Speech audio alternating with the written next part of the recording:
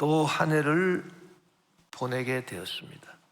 우리는 2024년 한 해를 지금까지 살아오면서 과연 우리가 기쁘게 올 한 해를 지금까지 살아왔는가, 그것을 한번 살펴봐야 된다고 생각합니다. 과연 우리의 기쁨이 어디에서 오는 것일까요? 고난이 없이 평안하고 몸이 건강하고 그러면 기쁜 것일까요? 저는 그렇지 않다고 생각합니다. 고난이 없어서 기쁜 것이 아닌 것은 이 사람들은 늘 그 현실만이 아니라 이 가능성도 생각하기 때문입니다. 지금 당장 편하고 건강하다 하더라도 언제 어떻게 이 세상에서 문제가 생겨나고 내 몸에 병이 걸릴지 모르는 그 가능성이 있다는 거예요. 인생은 항상 그 가능성을 또 염두에 두고 있기 때문에 고난이 현실적으로 없다고 해서 고난의 가능성이 없는 것은 아닙니다. 그 가능성을 항상 염두에 생각하고 사람들이 살아가기 때문에 고난이 없다고 해서 기쁘게 살아왔다, 그것은 아닌 것입니다. 이 세상에 참 어떤 일이 일어날지 몰라요. 그 프랑스의 노벨 문학상을 수상한 알베르 까미라고 하는 사람은 1957년에 노벨 문학상을 수상했습니다. 그는 늘 말하기를 인생은 참 부조리하다, 부조리한 인생이다, 그렇게 말했어요.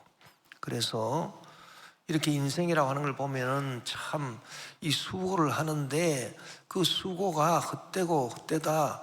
그래서 큰 바위를 저 산 위로 올렸는데 그 바위가 또 산 밑으로 떨어지면 다시 그 바위를 또 산 위로 올리는 이런 무의미한 노동을 계속하면서 살아가는 것이 인생이다. 이게 참 부조리하다. 부조리한 인생이지만 어떻게 할 거냐, 별 수 없지 않느냐, 아무리 의미가 없는 일이라도 기쁨으로 하고 살아야 되지 않느냐, 그런 얘기를 했던 사람입니다. 이 사람은 평소에 말하기를 사람이 죽을 때 교통사고로 죽는 것만큼 부조리한 일이 없다, 그렇게 말을 했어요. 그런데 이분이 1960년에 교통사고로 세상을 떠났습니다. 참 세상이 참 허무합니다. 저는 올해 우리 성도들을 이렇게 목회하면서 유독이 올해는 많은 분들이 세상을 떠났다, 그렇게 생각합니다. 그런데 참 많은 여러 가지 참 안타까운 일들이 많이 있지만 어느 한 경우를 보니까 그 남편 되시는 성도님하고 그 아내 되시는 성도님을 제가 몇 년 전에 만나서 식사를 같이 한 적이 있습니다. 그럴 때 그 아내 되시는 분이 말하기를 이 남편이 나를 얼마나 좋아했는지 모릅니다. 내가 초등학교 다닐 때부터 나를 쫓아다닌 사람입니다, 그렇게 소개를 하시더라고요. 그분을 보니까 아주 훌륭한 분이고 또 교육계에서 헌신하시던 분이었습니다. 그런데 그분이 몇 년 전에 당뇨가 악화되어서 발을 절단 수술을 하고 고생 하시다가 몇 년 전에 세상을 떠났습니다. 그런데 그 부인 되시는 성도님도 올해 이 혀에 암이 발생했는데 그 암이 악화가 되어서 온몸으로 퍼진 바람에 세상을 떠나버리고 마셨습니다. 참 그것을 생각할 때에 참 어린 시절부터 그 두 사람이 서로 사랑을 하면서 참 아름다운 미래를 계획을 하고 그리고 참 즐겁고 편안하게 살 것을 기약을 했는데 인생의 말로라고 하는 것이 이렇게 허무하고 참 비참하고 고통 가운데 참 인생이 끝나는 거구나, 그것을 깨달았습니다. 성경 말씀이 생각났습니다. 다시는 애통하는 것이나 아픈 것이나 곡하는 것이나 슬픈 것이 다시 있지 아니하리니 이는 모든 것이 다 지나갔음이로라. 새 하늘과 새 땅을 창조하시고 지금 우리가 가지고 있는 이런 몸을 갖고는, 이런 약한 몸, 병들기 쉬운 몸, 늙어지고 결국은 꼬부라지고 나중에는 죽을 수밖에 없는 이 몸을 갖고는 영원히 살 수 없기 때문에 하나님께서 우리를 새로운 몸으로, 영의 몸으로, 신령한 몸으로, 강한 몸으로, 영화스러운 몸으로 하나님이 우리를 부활시켜 주셔서 영원한 천국에서 살게 해주신 그 예수님이 우리에게 주신 그 소망이 아니면 우리가 기뻐할 이유가 뭐가 있겠나, 그렇게 생각을 했었습니다. 음악의 아버지 요한 세바스찬 바하가 우리의 기쁨 되시는 예수라고 하는 참 아름다운 칸타타를 지었습니다. 여기 보니까 예수님은 우리를 기쁘시게 하기 위하여 여러 가지 사랑의 선물을 주셨습니다. 예수스 블라이베트 마인의 프로이데, 예수 나의 기쁨 되시고, 마인에서 헤르젠스 트로스트 운트 자프트, 내 마음의 위로와 생기가 되시고, 예수스 베레트 알렘 라이데, 예수 나의 모든 슬픔을 막아주시고, 에아 이스트 마인에서 리벤스 크라프트, 내 삶의 힘이 되시네. 마이네 아우겐 루스트 운트 존네, 내 눈에 즐거움이요 햇빛이고, 마이나 제일레 샤츠 운트 보네, 내 영혼의 풍요이자 행복입니다. 다룸 라스 예즘 니트, 그 까닭에 나는 예수를 떠나지 않으렵니다. 아우스템 헤르젠 운트 게지트, 내 마음과 얼굴로부터. 이런 참 찬양입니다. 예수님은 우리의 구원이 되실 뿐만 아니라 또 우리의 기쁨이 되십니다. 그래서 이 노래에서 찬양을 하듯이 예수님 나의 기쁨이 되시고 내 마음의 위로와 생기를 주신, 여러분 2024년 우리가 살아오면서 위로와 생기를 어디에서 얻었습니까? 예수님으로부터 얻었습니다. 예수님이 내 모든 슬픔을 막아주셨습니다. 내 삶에 힘이 되어 주셨습니다. 우리가 어렵고 힘들고 괴로울 때, 절망할 때 누구한테서 힘을 얻었습니까? 예수님한테서 힘을 얻었습니다. 예수님이 내 눈에 즐거움이 되시고 햇빛을 주셨고, 내 영혼의 풍요와 행복을 예수님이 나에게 주셨습니다. 그 까닭에 나는 예수님을 떠나지 않을 것입니다. 내 마음에서, 그리고 내 얼굴로부터 절대로 나는 예수님을 떠나지 않을 것입니다. 여러분, 예수님께서 우리를 사랑해 주셔서 우리에게 이렇게 귀한 것을 주셨어요. 그러면 여러분, 사랑이라고 하는 것은 무엇입니까? 그것은 서로 주고받는 것이 사랑입니다. 참 사랑은 놀랍습니다. 사랑이라고 하는 것은 참 우리에게 기쁨을 가져줘요. 우리가 올 한 해 살아오면서 고난이 없어서 기쁜 것이 아니라 사랑하기 때문에 기쁘다라고 하는 걸 알아야 됩니다. 그래서 올 한 해 우리가 신앙생활을 하면서도 우리가 왜 기쁠 수가 있느냐, 왜 기쁘게 살아올 수가 있을 것인가, 그것은 고난이 없어서가 아닙니다.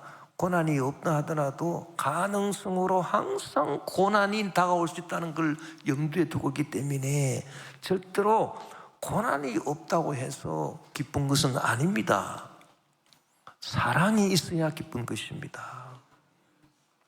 신앙생활도 기쁘기 위해서는 우리가 주님을 사랑하고 주님이 나를 사랑하고 주님이 나를 사랑하는 그 사랑에 내가 응답을 해서 나도 주님을 사랑하고, 그렇게 해서 사랑의 기쁨이 있을 때 우리가 지금까지 기쁘게 살아올 수 있는 것입니다. 그래서 우리가 주님이 나를 사랑하셔서 나에게 그렇게 귀한 것을 많이 주셨는데 내가 또 주님을 사랑해서 드리지를 못하면 이건 짝사랑이 되죠. 이 짝사랑은 완전한 사랑이 아니기 때문에 완전한 기쁨이 없어요.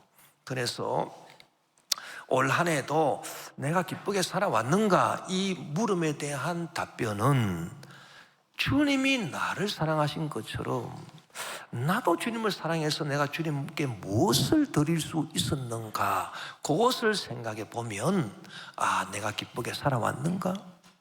안 그러면은 그냥 기쁨 없이 그냥 신앙생활을 해왔는가, 그것을 우리가 알 수 있다 그 말입니다. 여러분, 사랑은 참 놀랍습니다. 주는데 내가 기뻐요.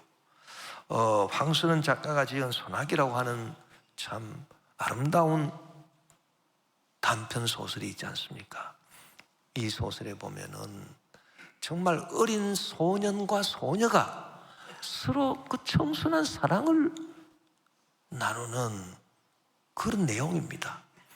그 내용 가운데 보면은 이 소년이 소녀를 사랑하고 소녀가 소년을 사랑하니까 서로 주고 싶어서 안달을 하는데 줄 때 기쁘다 그 말입니다.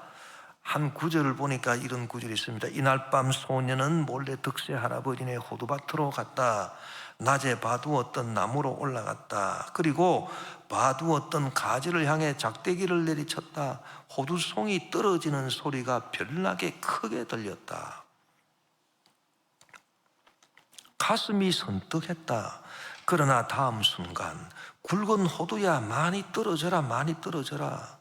저도 모를 힘에 이끌려 마구 작대기를 내리치는 것이요. 돌아오는 길에는 열 이틀 다리 지우는 그늘만 골라 디뎠다. 그늘의 고마움을 처음 느꼈다. 불룩한 주머니를 으르만졌다. 호두송이를 맨손으로 깠다가는 옴이 오르기 쉽다는 말 같은 건 아무렇지도 않았다. 그저 근동에서 제일 가는 이 덕세 할아버지네 호두를 어서 소녀에게 맛보여야 한다는 생각만이 앞섰다. 여러분, 이 소년이 소녀를 사랑해서 뭐라도 줘야 되는데, 이거 굵은 호두, 이 근동에서 제일 맛있는 이 덕세 할아버지네 호두를 어서 소녀에게 맛보여 주어야지, 이 생각으로 호두를 떨어뜨리고 그 호두를 맨손으로 까는데 아무런 염려가 없었다. 그저 주고 싶어서. 왜 그랬을까요? 주면 기쁘니까. 참 놀랍습니다, 사랑이. 우리가 주님에 대한 사랑도 이와 같다고 생각합니다. 주님이 날 위해서 주시니까 주님은 기뻐하시고, 우리도 주님을 위해서 뭔가 드리면 기쁘다. 이게 진짜 기쁨입니다, 여러분. 그래서 오늘 본문 에베소서 5장 10절에 주를 기쁘시게 할 것이 무엇인가 시험하여 보라. 여러분, 올 한 해 우리가 살아오면서 신앙생활을 하면서 내가 주님으로부터 받는 것만을 기대했습니까? 나의 안위만을 위하여 주님이 날 기쁘시게 해주시기 위해서 주님이 나에게 뭘 주실 것인가, 그것만을 우리가 바라보고 그것만을 추구하며 살았으면 우리는 참된 기쁨을 누리지 못했을 것입니다. 우리가 주님께서 나를 위해서 주신 그 사랑의 선물을 받음과 동시에, 주님, 나도 주님을 어떻게 해야 기쁘시게 할 수 있을까요? 우리가 단 한 번이라도 주님 앞에 나와서 진지하게 기도해 본 적이 있냐 그 말입니다. 올 한 해 우리가 지금까지 살아오면서 주님, 나는 어떻게 해야 주님을 기쁘시게 할 수 있을까요? 주님을 기쁘시게 할 것이 무엇인가 시험해 보라, 그렇게 말씀하지 않았습니까? 여러분, 소극적인 신앙생활이 있고 적극적인 신앙생활이 있습니다. 소극적인 신앙생활은 무엇이겠습니까? 그저 내 안위만을 위해서, 주님이여 날 위해서 이걸 해주시고 저걸 해주시고, 이것은 소극적인 신앙생활이죠. 그러나 우리가 주님께로부터 받는 것 이상으로, 주여, 내가 무엇을 해야 주님을 기쁘시게 할 수 있습니까? 이것까지 우리가 생각하고 기도하고 실천하고 나아간다면 그것이야말로 적극적인 신앙생활이다, 그렇게 생각합니다. 우리가 2024년 한 해를 살아오면서 적극적인 신앙생활을 했는가? 자, 주님을 기쁘시게 할 것이 무엇일까요? 성경을 통해서 알아보겠습니다. 우선 첫째로는 우리가 주님의 계명을 지키는 것이 주님을 기쁘시게 한다, 그렇게 말했습니다.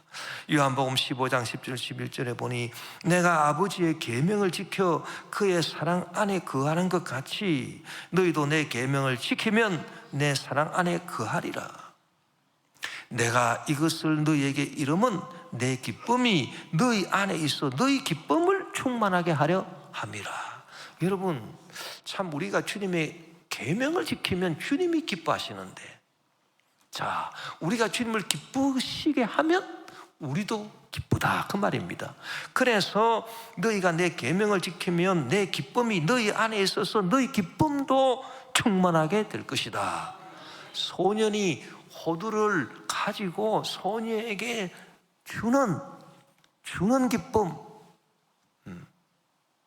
이 기쁨이 소녀를 즐겁게 할 뿐 아니라 소년도 자기도 즐겁게 하는, 우리가 주님을 기쁘시게 하기 위해서 주님의 계명을 지키면, 주님이 기쁘시면 우리도 기쁘다, 그 말입니다.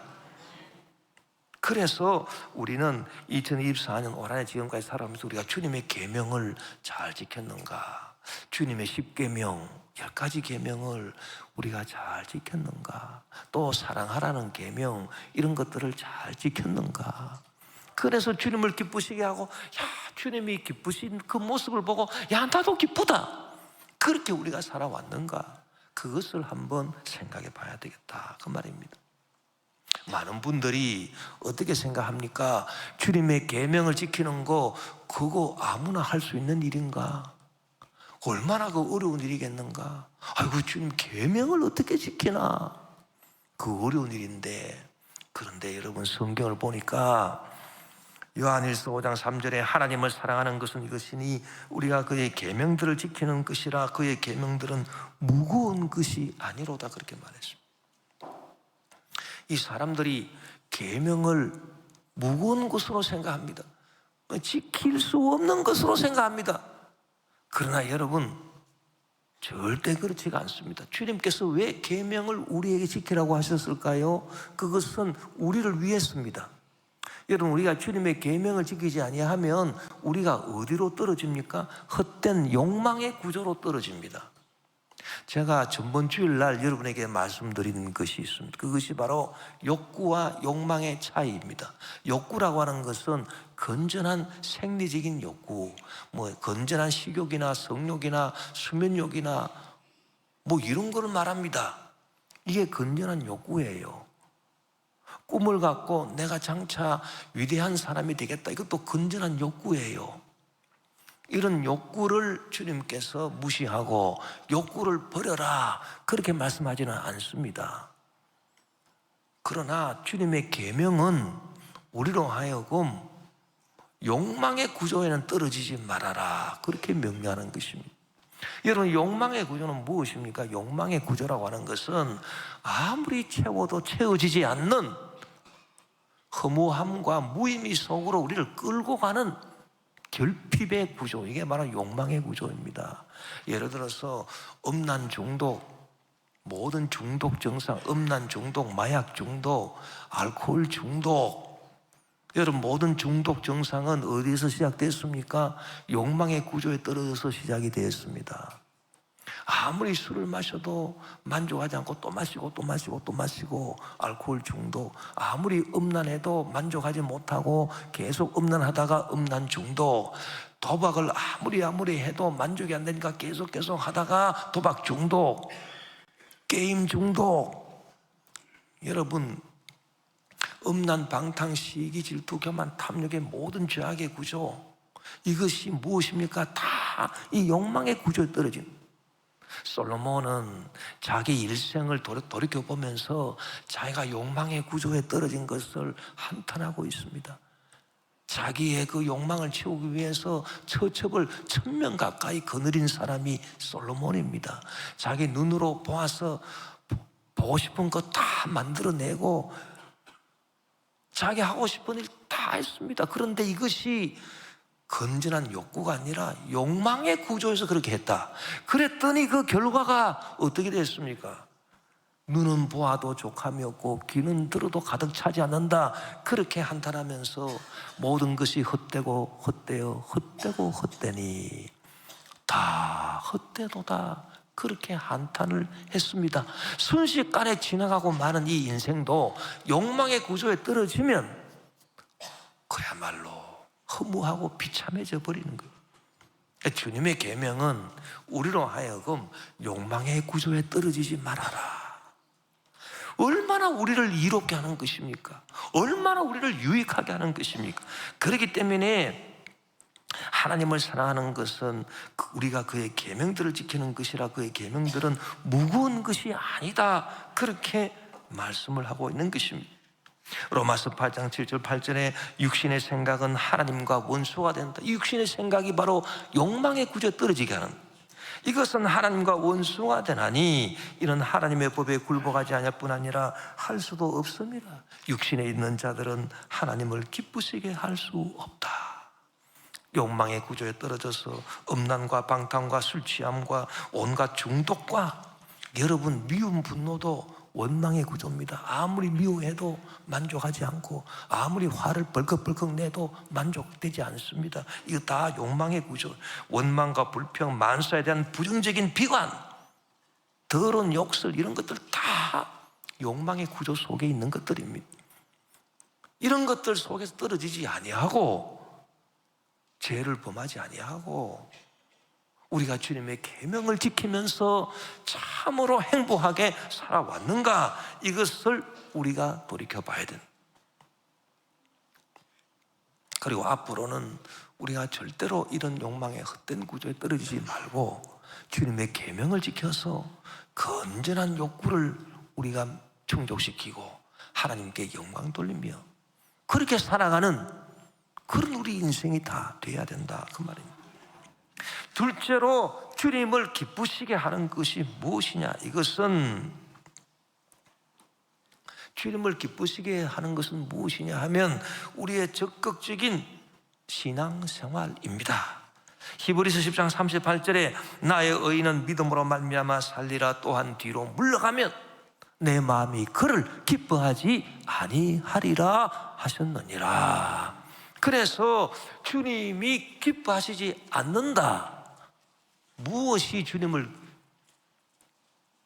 기쁘시게 하지 못하는 것인가? 뒤로 물러가는 것. 자, 이 뒤로 물러간다는 게 무엇을 의미할까요? 믿음을 완전 없애버리고 완전 믿는 사람이 불신자가 돼가지고 배교를 하고 이것이 뒤로 물러가는 것일까요? 그게 아닙니다. 믿음이 있는 자가 뒤로 물러간다라고 하는 것은 믿음이 없어져서 다시 불신자가 되거나 배교자가 되거나 그런 일이 아니라 자기 안위만을 생각하고 신앙생활하는 이 소극적인 자세, 이것을 말하는 것입니다. 이것이 그냥 뒤로 물러가는 것입니다. 여러분, 예수님의 제자들을 보십시오.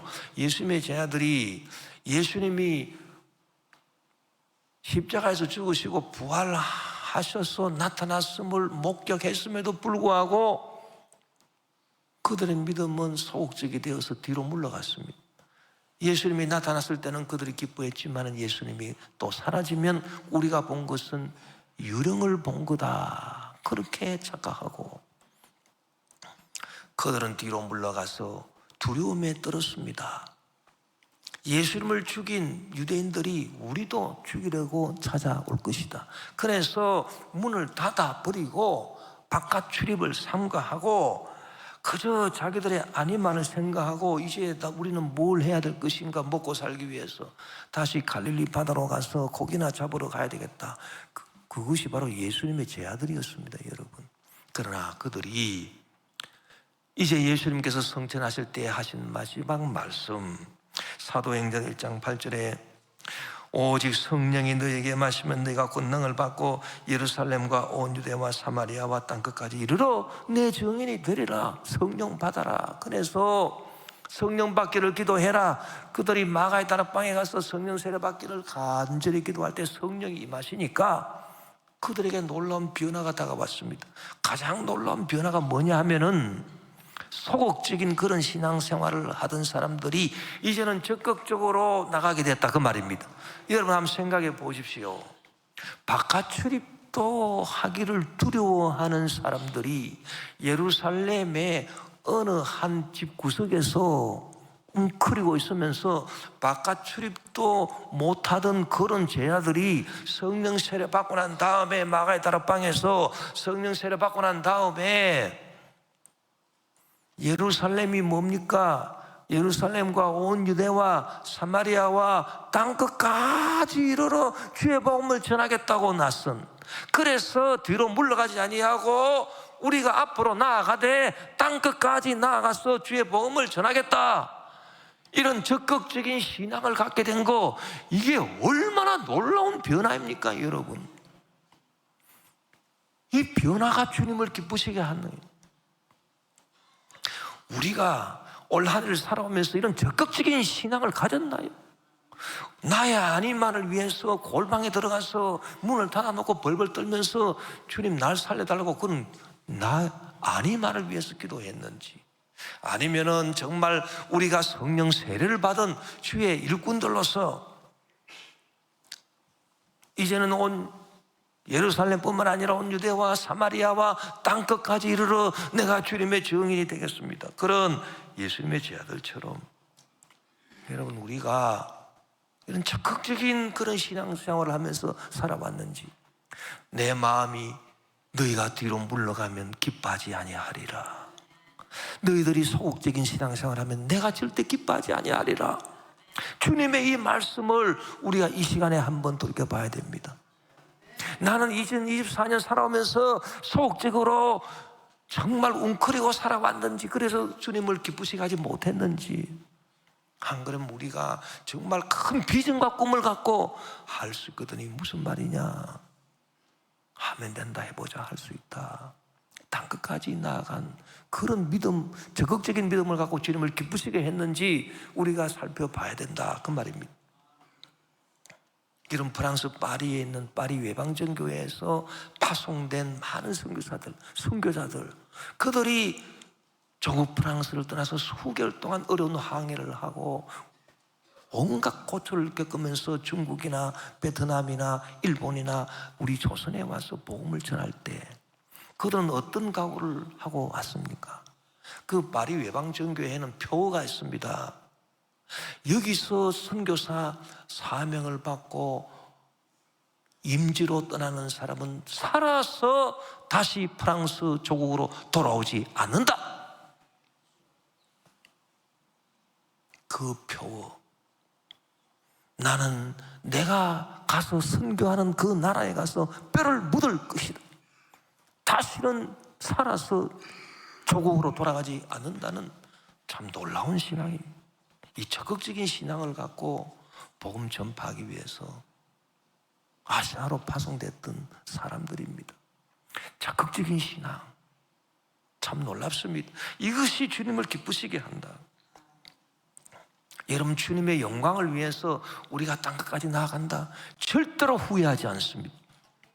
주님을 기쁘시게 하고 주님을 기쁘시게 할 뿐 아니라 내가 기쁨이 충만하게 됩니다.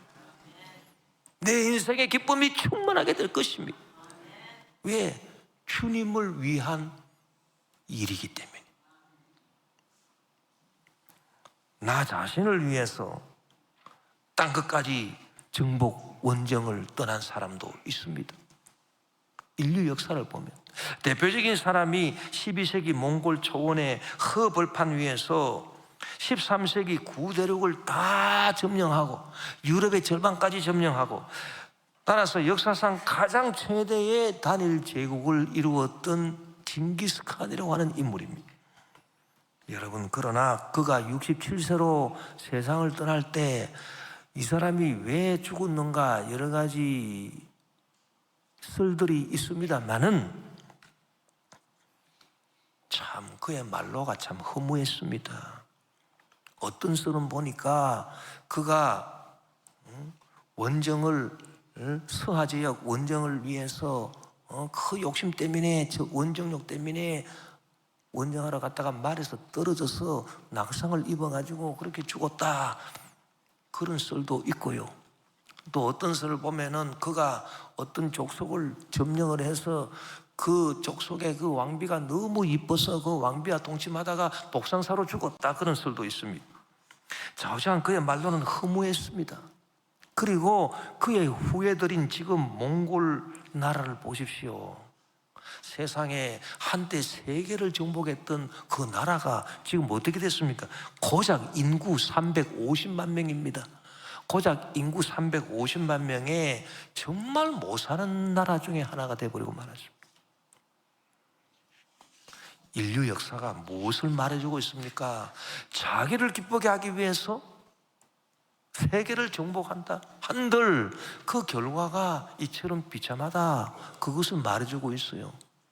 여러분, 그러나 주님을 위해서 땅끝까지 나아간다, 절대 흠하지 않습니다. 이것이야말로 참 위대한 역사를 우리에게 베풀어 주는 것입니다. 우리가 뒤로 물러가지 않는 이 적극적인 신앙생활, 담대한 신앙생활을 할 때 주님을 기쁘시게 하십니다. 참 주님은 기뻐하시는 것이 두 가지인 것 같습니다. 하나는 당신의 계명을 지켜서 우리가 욕망의 헛된 구조에 떨어지지 않고 참 경건하게 주님을 섬기면서 살아가는 거, 이거 주님을 기쁘시게 하는 거고, 그 다음에 두 번째로는 아주 적극적인 믿음을 갖고 이 마음이 담대한 사람을 주님은 좋아하시는 것 같아요. 그래서 우리가 가진 신앙도 어떤 신앙이어야 주님을 기쁘시게 할 수 있느냐? 담대한 신앙, 즉 어떤 신앙이냐? 따라합시다. 명령하는 신앙. 명령하는 신앙을 가져야 된다, 그 말입니다. 누구를 명령해서 쫓아냅니까? 악한 마귀 귀신을 쫓아내서 명령해서 쫓아내는 그런 신앙을 가져야 됩니다. 지금 여러분, 우리 대한민국을 보면 나는 분명히 확신합니다. 대한민국의 마귀 역사가 정치계에 임했습니다. 어리석게 한 마귀, 어리석게 국정 운영을 어리석게 하는 마귀가 있고, 그리고 국정 운영을 자기 유익을 위해서 남은 모른다, 무조건 남을 정죄하고 공격해버리는 사악하게 하는 마귀, 이 두 마귀가 함께 설쳐서 지금 대한민국 정치는 큰 혼란 속에 떨어졌습니다. 뭐 사람이 하는 일 같지만 우리 예수 믿는 사람은 사람 배후에 있는 마귀까지 봐야죠. 그 마귀 역사를 우리가 주 예수님으로 쫓아야 하는 것입니다. 그것이 우리 성도들의 여러분 기도 제목이 돼야 됩니다. 자, 예수님께서 할 수 있거든이 무슨 말이냐? 믿는 자에게 능치 못하심이 없는 자, 이 말씀하셨죠. 이 말씀 얼마나 우리 순복음이 좋아하고 우리는 늘 그런 이 말씀을 외웁니다. 할 수 있거든이 무슨 말이냐? 믿는 자에게 능치 못하심이 없는지라. 그런데 이 말씀이 어느 상황에서 나온 말씀일까요? 마가복음 9장에서 나왔습니다. 마가복음 9장을 보면 어떤 상황입니까? 귀신 들린 아들을 둔 아버지가 이 귀신이 아들에게 역사해서 물에도 던지고 불에도 던지고 참 죽을 지경입니다. 그래서 이 귀신을 좀 쫓아내 달라고 예수님 제 아들에게 왔더니 제 아들이 쫓아내지를 못했습니다. 예수님께 와서 예수님, 뭘 할 수 있으면 좀 도와주세요. 그럴 때 예수님께서 하신 말씀입니다. 할 수 있거든이 무슨 말이냐? 믿는 자에게 능치 못하심이 없느니라. 여러분, 이 위대한 담대한 이 신앙 고백, 이 신앙 고백은 마귀 귀신을 쫓아낼 때 나온 말이다, 그 말이에요. 다른 말로 하면 우리가 마귀와 귀신을 주 예수님으로 내쫓아버리면, 쫓아내려고 하면 그때 하나님께서 우리에게 할 수 있거든이 무슨 말이냐? 믿는 자에게 능치 못함이 없다라고 하는 그런 놀라운 역사로 우리와 함께 주신다, 그 말입니다. 여러분, 이 마귀 귀신은 여러분 참 악한 존재죠. 그래서 이 담대한 신앙, 이 마귀 귀신 내쫓는 신앙입니다. 여러분, 예수님께서 죽으셨다가 부활하시고 이제 성천하시기 전에 하신 말씀을 보면 참 그 말씀들이 서로 어울리는데, 오직 성령이 너에게 임하시면 너희가 권능을 받고 예루살렘과 온 유대와 사마리아 땅 끝까지를 내 정에 되리라, 그렇게 말씀하셨고, 또 무슨 말씀을 그 자리에서 하셨느냐? 마가복음 16장 17절에 믿는 자들에게 이런 표적이 따르니 곧 그들이 내 이름으로 귀신을 쫓아내며 새 방언을 말한다, 그렇게 말씀했습니다. 그러니까 이 두 말씀을 딱 이렇게 합치시켜 보면 성령의 권능이 임해서 예루살렘과 온 유대와 사마리아 땅 끝까지 이르러 주님의 증인이 되는 이 놀라운 이 믿음은 곧 귀신을 쫓아내는 믿음과 같은 믿음이다, 그 말입니다, 여러분. 그러니까 올한해 우리가 적극적으로 이렇게 마귀 귀신 쫓아내고 정말 담대한 신앙으로 우리가 승리했습니까? 마귀 귀신의 최대 무기가 뭡니까? 정죄입니다, 정죄. 우리는 하여금 죄짓게 하고 너는 죄인이다 정죄해버리면 사람이 기가 팍 죽어버려요. 마귀는 이걸 너무 잘 알기 때문에 정죄하는 이 무기를 갖고 있습니다. 우리가 이 정죄하는 무기, 이거를 주 예수님으로 내쫓아버려요. 사람이 여러분 정죄한다고 변화가 되는 줄 압니까? 사람이 정죄한다고 회개하는 줄 압니까? 아닙니다. 우리는 착각을 많이 해요. 우리가 정죄를 하면 저 사람이 변화가 돼가지고 회개를 하겠지. 야, 너 죄인이야, 너 인마 회개해. 그러면 회개하겠지. 웃기는 얘기입니다. 정죄한다고 회개하지 않습니다, 여러분. 귀신이 쫓겨나가고 예수님 사랑을 깨달아야 사람이 회개를 하는 거지. 여러분, 1994년에 정말 우리 대한민국을 경천동지할 상태로 몰아넣은 사건이 하나 있습니다. 무슨 사건인지 기억하십니까? 지존파 사건입니다. 두목 김기한이가 20대 청년이 주동이 돼가지고 여러 청년들을 규합을 해서 부자를 정오하고 사회를 정오하고 닥친 대로 죽이고 더 많이 사람을 죽이고, 그 중에 행동대장이었던 김현양, 이 사람은 나중에 잡혀서 23살 때 형장의 이슬로 사라졌습니다. 이 사람은 행동대장인데 이 사람은 인육까지 먹은 사람입니다. 김현양이 잡혔을 때 이렇게 말했습니다. 이렇게 빨리 잡혀서 한이 며칠 뿐이야. 돈 많고 사람 무시한 놈들 못 잡아서 한 며칠 뿐이야. 난 인간이 아니야. 우리 엄마요, 내 손으로 못 죽여서 한이 맺힙니다. 자기 어머니를 못 죽여서 한이 맺힌다. 인육, 사람 고기 내가 혼자 먹었어요. 혼자 인간이길 포기하려고. 참, 정말 이런 사람이 어떻게 회개할 수 있겠습니까? 그러나 그가 수영생활을 하면서 문장식 목사님을 만나서 예수 그리스도의 사랑을 들었습니다. 복음을 들었습니다. 그가 처형당할 때 이런 말을 했습니다. 나는 산 상태에서 5명을 죽였으니까 5명을 살리는 의미에서 내가 지금 살아있는 내 몸을 갈라서 장기를 빼내서 나는 장기 기증하고 죽고 싶습니다. 내가 죽어서 장기 기증하면 내 안구밖에 장기 기증이 안 된다고 하니까 내가 살아있을 때 내 몸을 갈라서 장기를 빼내가지고 장기 기증해 주십시오. 그런데 여러분, 산채로 사람을 수술해서 장기를 빼내서 기증하는 거, 그거는 불법입니다. 안 됩니다.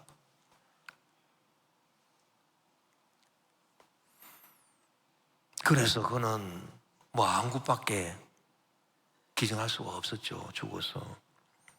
그리고 이렇게 말했습니다. 피해자의 가족에게 용서를 빕니다. 나는 큰 죄를 짓고 죄인의 몸으로 이곳에 왔지만 내가 모든 것을 잃었다 할지라도 예수를 믿고 구원 얻게 되어 기쁩니다. 여러분도 예수 믿고 천국에서 만납시다. 문양식 목사님이 최후에 너가 나와 함께 낙원에 있으리라, 누가복음에 그 같이 십자가에 달린 강도 얘기를 설교를 해주고 저 높은 곳을 향하여 찬송을 부르고, 그리고 그는 형장의 이슬로 사라졌습니다. 여러분, 정죄 안 받고 사람이 변화가 됩니까? 회개합니까? 아니죠. 우리는 이 정죄하는 마귀를 주 예수님으로 내쫓아야 돼요. 이 정죄하는 마귀를 주 예수님으로 쫓아내면 그 다음에는 병을 갖다주는 마귀를 쫓아낼 수 있어요. 그 다음에는 저주를 갖다주는 마귀를 쫓아낼 수 있어요. 우리는 마귀를 쫓아내고 적극적으로 승리하며 살아갈 수 있는 것입니다. 영혼이 잘되고 범사에 형통하며 강건하고 생미롭되 풍성히 얻는 삶을 우리는 살아갈 수 있는 거예요. 또 우리는 여러분 주님을 기쁘시게 하기 위해서 이 적극적인 탐대한 신앙으로 나아가야 되는데, 주님의 뜻이 하늘에서 이룬 것 같이 이 땅에서 이루어지게 해달라고 간구를 해야 합니다. 마태복음 6장 10절에 나라가 임하시오며 뜻이 하늘에서 이루어진 것 같이 땅에서도 이루어지이다. 여러분, 얼마나 스케일이 넓은 그런 기도 제목입니까? 하늘에서 이루어진 뜻이 땅에서 이루어지게 해달라고 기도합니다. 저는 최근에 기도하면서 우리 대한민국 정치를 위해서 우리가 기도해야 된다, 우리가 기도하면 주님께서 우리 대한민국을 다스려 주신다라는 확신을 얻었습니다. 지금까지는 우리가 정치인들을 위해서 기도했습니다. 정치인들, 국회의원들 이런 사람들 위해서 기도했어요. 근데 그 사람들 절대 믿을 바가 못 돼요. 그 사람들 장략에 다 움직이는 사람들입니다. 그래서 우리는 그런 기도할 필요 없다. 이제는 우리는 정치인들에서 기도하지 않고 주여 이 나라를 주님께서 직접 다스려 주시옵소서. 주님의 뜻이 하늘에서 마치 땅에서 이루어지이다. 여기에 맞는 여러분 기도입니다. 우리가 그런 기도를 해야 되겠다. 또 역사적으로 선례가 있습니다. 6.25 전쟁 때 북한 인민군이 내려와가지고 낙동강까지 밀리지 않았습니까? 그때 이승만 대통령과 여러 성도들이 부산 초량교회에 모여서 간절히 금식하며 기도했습니다. 주여 우리 대한민국을 주님이 다스려 주시옵소서. 저 북한 인민군이 다스리지 않게 하시고 주님이 다스려 주시옵소서. 지금 날씨가 비가 오고 이래서 B-29 폭기기가 뜰 수 없으니 주여 날씨를 쾌청하게 해주셔서 폭기기가 떠서 저 북한 아버지여 저 인민군들 다 저지할 수 있게 도와주시오. 간절히 기도하는 하나님이 기적으로 역사해 주셨습니다. 그래서 날씨가 깨이고 B-29 폭기기가 괌에서 떠서 날아와가지고 막 인민군 진지에다 퍼부으니 그들이 더 이상 내려오지를 못했습니다. 그 틈을 타서 메가드 장군이 인천 상륙작전에 성공하니, 여러분 참 백척간두에서 완전 공산주의 북한으로 넘어가려고 했던 우리 대한민국이 살아남게 되고 지금 세계 10대 강국이 되는 것입니다. 여러분, 이 대한민국 정치를 누가 주장합니까? 정치인들이 주장하고 있습니까? 그 어리석고 욕심 많은 정치인들이 어림도 없는 소리입니다. 여러분, 대한민국은 하나님이 다스리는 나라가 될 것입니다. 우리 성도들이 기도해 보십시오. 그러면 지금 흑암에 빠져있는 대한민국도 하나님께서 인도해 주실 것입니다. 반드시 주님의 뜻이 이루어집니다. 그래서 자유민주주의 기초의 국권이 있어서 온 세계 만민에게 주의 복음 전하는 복된 나라가 된다고 저는 확신하고 있는 것입니다. 여러분, 우리가 2024년도를 지금까지 살아오면서 자, 주님이 날 기쁘게 하시기 위해서 귀한 것들을 많이 주시고 영생, 구원, 치료, 축복, 천국을 주셨. 나는 주님을 위해서, 나는 주님을 기쁘시게 하기 위해서 뭘 했던 것인가? 이걸 반문해 보면서 적극적으로 우리도 주님을 위해서 복음을 전하리라 큰 뜻을 품고 우리가 주님 앞에 나와서 나라와 민족을 위해서 기도하리라. 우리 교회가 땅끝까지 주의 복음 전하는 그런 복된 교회가 되리라. 각오하고 나아갈 때 이것이 주님을 기쁘시게 하는, 이 적극적인 신앙이 주님을 기쁘시게 하는, 그래서 서로 주고 서로 받고 서로 기뻐하고 행복한 저와 여러분, 2024년을 잘 마무리하고 새해 이런 큰 위대한 기쁨과 행복이 더욱더 저와 여러분 우리 모든 신앙의 삶에 넘쳐나게 되시기를 주 이름으로 축원합니다.